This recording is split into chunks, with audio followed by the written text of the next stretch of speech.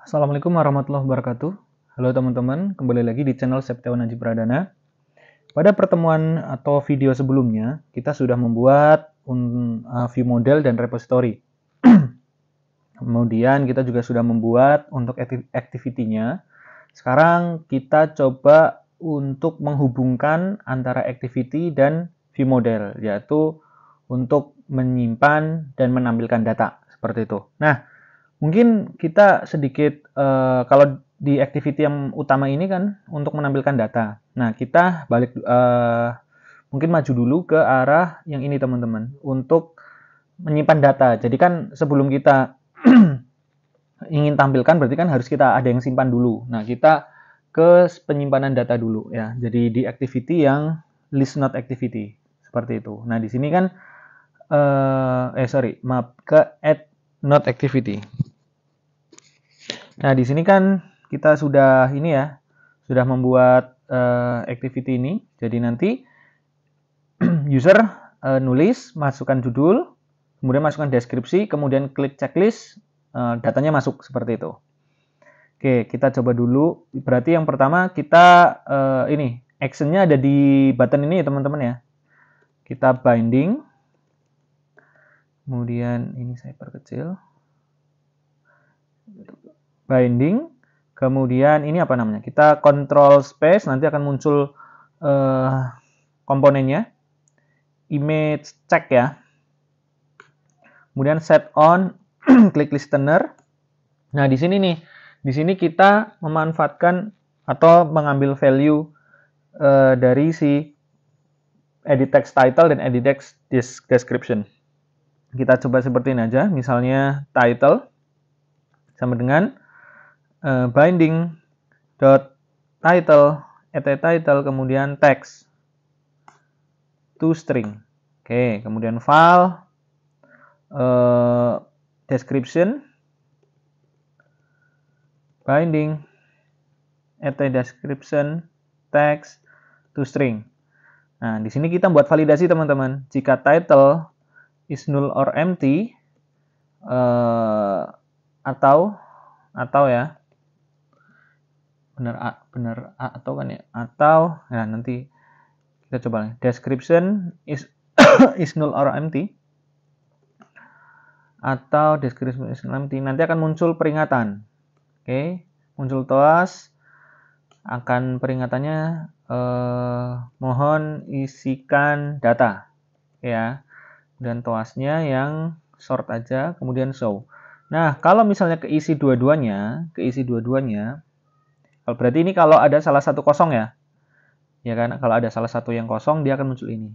Oke, kalau muncul dua-duanya, nah nanti di sini kita siap-siap untuk memanggil data teman-teman, memanggil view modelnya. Oke, seperti ini. Jadi view model adalah untuk perantara kita. Oke, coba kita ini dulu. Benar nggak logiknya nih? Saya takut kebalik. Sukses. Nah, itu aja ya. Oke, sort, show. Kita coba dulu ya. Oke, kita coba dulu. Nah, mungkin teman-teman ini bedanya yang ini dengan run app sama yang ini, yang ada tanda kotak sama ininya. Kalau ini itu merefresh satu activity ini teman-teman. Jadi nggak dari awal. Jadi biar cepat developnya bisa yang ini aja. Nanti ini akan hot reload ya. Kalau di Flutter itu hot reload. Misalnya ini title. Nah ini. Nah gini. Oke, sukses ya. Tapi kalau isinya saya kosongin, mohon isikan data. Jadi validasinya udah benar ya. Di sini validasinya udah benar. Oke.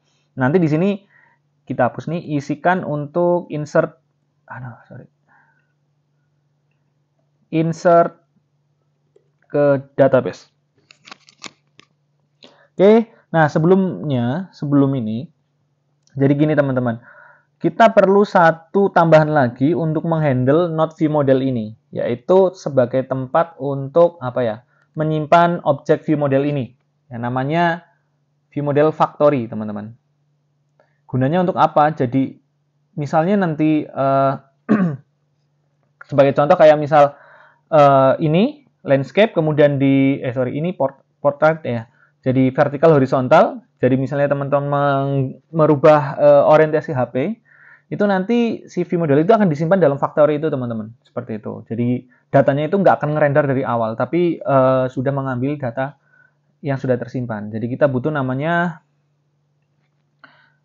not view model factory. Oke. Jadi setiap view model itu butuh factory ini teman-teman. Oke, di dalamnya kita pakai private file not repository. Kita panggil not repository. Sip. Kemudian dia mengextend si view model provider .new view model new instant factory. Nah, kemudian ini saya dulu. Kemudian di sini kita pakai kita coba ketik create. Nah, di sini kemudian yang pilih yang atas nih, yang T yang ada huruf T-nya. Nah, di sini. Kemudian kita kasih annotation suppress. Kemudian di dalamnya adalah unchecked cache. Ini saya dapat dari dokumentasi dokumentasi MVVM-nya ya teman-teman ya. Nah, nanti ini di sini kita ganti menjadi not view model. Kemudian di sini ada not repository. Jadi nanti ST. Nah, seperti ini. Ini ada di dokumentasinya. Jadi nanti di sini kalau misalnya teman-teman perlu ngeparsing sesuatu data selain not repository ke not view model seperti itu, nanti tinggal ditambahin saja di sini. Tinggal tambahin saja di sini apanya? Parameternya sebagai parameter. Kemudian nanti di sini ditambahkan ke parameter juga. Oke, ini adalah not view model factory. Gunanya tadi ya sebagai penyimpanan si view model, objek view modelnya, biar kita nggak membuat dari awal seperti itu teman-teman. Kemudian balik lagi ke add not activity. Oke, di sini kan kita sudah menyediakan tempat untuk menginsert data ke database, yaitu nanti per layer-layer ya, ke view model dulu, view model ke repository, nanti repository baru ke DAO, DAO baru ke database. Oke, kita setup dulu nih view modelnya. Gimana cara setupnya? Jadi kita melakukan buat satu function dulu di sini lah, namanya setup view model seperti itu, biar enak. Private fun setup view model. Sip. Kemudian di sini file not repository. Di sini ada not repository tapi bukan memanggil not repository ya teman-teman ya. Memprosesnya hanya kita membuatkan suatu objek untuk dilempar ke view model seperti itu. Not repository, kemudian app database get instance application context. Oke. Terus kemudian di sini kita ada file, kemudian view model provider factory. Nah, kita ada not view model factory, parameternya adalah not repository. Oke, dah. Kemudian di bawahnya kita buat satu variabel dulu sini teman-teman. Kita bikin namanya view model. Kita inisialisasi dulu private let init var, kita bikin variabel namanya main view model. Tipenya, bukan main, not ya. Not view model. Sip. Nah, di sini not view model sama dengan view model provider dalam kurung this, kemudian view model refactory, provider factory, kemudian .get not view model Java class. Inilah kita untuk mengakses view modelnya seperti ini. Kok ribet ya? Iya, memang seperti ini teman-teman. Jadi pattern yang sudah dibuatkan itu seperti ini. Ribet di awalnya saja, tapi banyak banget keuntungannya teman-teman. Oke ya. Oke, langsung aja nih. Ketika insert ke database, itu apa yang perlu kita panggil? Jelas yang pertama, kita perlu lakukan setup view model dulu di atasnya ya teman-teman ya. Jadi sebelum ini dieksekusi, kita sudah setup view model. Kemudian apa yang dilakukan di sini? Ya kita tinggal panggil si Node view model, kemudian ada insert. Oke ya, insert. Nah, node ini kan nah gini.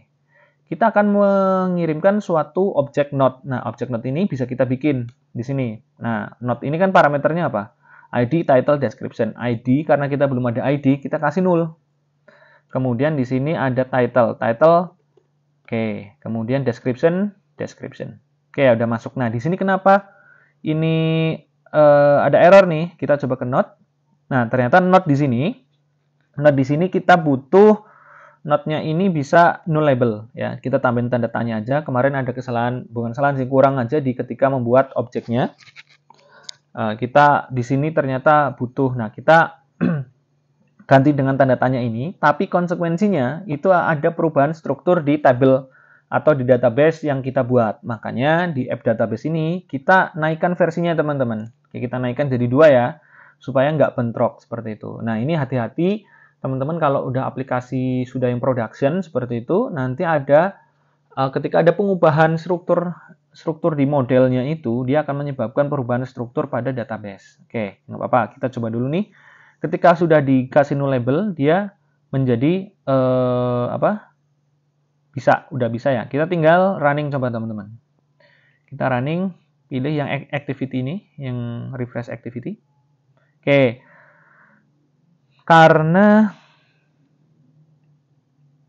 Oke, kita coba dari awal. Oke, ini udah bisa. Nah, kita ke ini. Kita tambahin di sini teman-teman. Misalnya contoh 1. Ini contoh 1. Oke, kita save ya. Loh, kok nggak ada aksi apapun ya? Karena di sini kita memang nggak naruh aksi apapun. Di sini cuma naruh aksi untuk insert ke database. Terus gimana cara lihatnya? Jadi di versi Android mulai ke versi keberapa ya? Saya lupa. Itu ada namanya fitur App Inspection teman-teman. Jadi teman-teman bisa klik App Inspection menu ini. Kemudian di sini nanti teman-teman pilih HP-nya, kemudian pilih emulatornya, kemudian pilih aplikasi yang teman-teman mau inspect seperti itulah. Nah di sini kan package saya ini ya. Saya klik, nah nanti di sini ada tiga menu utama teman-teman. Jadi database inspector. Jadi di sini yang kita pakai adalah fitur database inspector. Fitur database inspector ini bisa melihat database yang ada di HP. Nah seperti itu. Jadi mungkin kayak RDBMS ya. Kalau di backend server seperti itu ya. Mungkin kayak php-admin, kemudian PostgreSQL dan lain-lain. Ini kita bisa lihat tabel-tabelnya teman-teman, karena di sini kita cuma ada satu tabel yaitu nodes, makanya di sini ada satu. Kemudian kalau ini tuh untuk room-nya teman-teman, untuk room settingan room-nya lah seperti itu. Nah di sini kita ada nodes dan di sini sudah ada banyak datanya tuh. Saya misal nih, saya contoh 2, contoh 22 deh, contoh 22. Kita enter, set. Nah di sini kita refresh. Sudah masuk teman-teman datanya. Jadi di sini teman-teman bisa langsung melihat secara live, secara real data yang ada tersimpan di aplikasi teman-teman seperti itu. Ini juga bisa jalan ketika kita menggunakan HP, jadi menggunakan kabel USB atau menggunakan WiFi. Menggunakan per device using WiFi itu juga bisa. Jadi ini bisa digunakan device apapun, mau emulator atau maupun apa. Nah di sini teman-teman nanti juga bisa melakukan query nih. Jadi benar-benar kayak RDBMS itu teman-teman untuk mengelola database seperti itu. Ini adalah database yang tersimpan di device seperti itu. Nah, udah masuk ya. Nah, saatnya ketika kita udah masuk, maka kita kasih tulisan sukses simpan data, kemudian toas di sini sort aja, show. Kemudian kita finish activity-nya, biar dia balik ke halaman depan. Oke ya, kita coba. Ini aja, yang hot reload. Oke, 22 jangan contoh lagi. Ini judul. Oke, ini deskripsi. Oke, kita simpan. Oke, jadi kecil ya. Nah, ini udah masuk nih, sukses simpan data. Oke ya. Kita coba refresh di sininya app inspection-nya sudah masuk teman-teman. Kayak ini judul, ini deskripsi, itu sudah masuk. ID-nya otomatis dia sudah berurut ya. ID-nya sudah berurut, teman-teman. Jadi sudah sesuai dengan urutannya. Oke, itu jadi udah bisa nangkep ya. Oke, sekarang kita akan review tadi udah jelasin tools yang bisa dipakai, untuk fitur yang bisa dipakai. Kita jelasin alur kerjanya, teman-teman. Jadi di sini alur kerjanya adalah yang pertama, ini activity biasa. Kemudian di sini ada setup view model. Jadi view model ini ketika kita mau menggunakan di suatu activity, kita perlu setup dulu seperti ini, teman-teman. Setupnya adalah seperti ini. Defaultnya adalah seperti ini. Kita masukkan, yang kita panggil adalah masukkan objek view model itu ke dalam view model factory yang sudah kita buat. Jadi nanti yang bertanggung jawab untuk menyimpan semua keberadaan si objek ini, si view model itu adalah si view model factory, provider factory kalau jelasnya. Nah, provider factory ini adalah seperti ini fungsinya. Ini didapatkan dari dokumentasi, kemudian dia mengekstensi new instance factory. Nah, ini kalau teman-teman bisa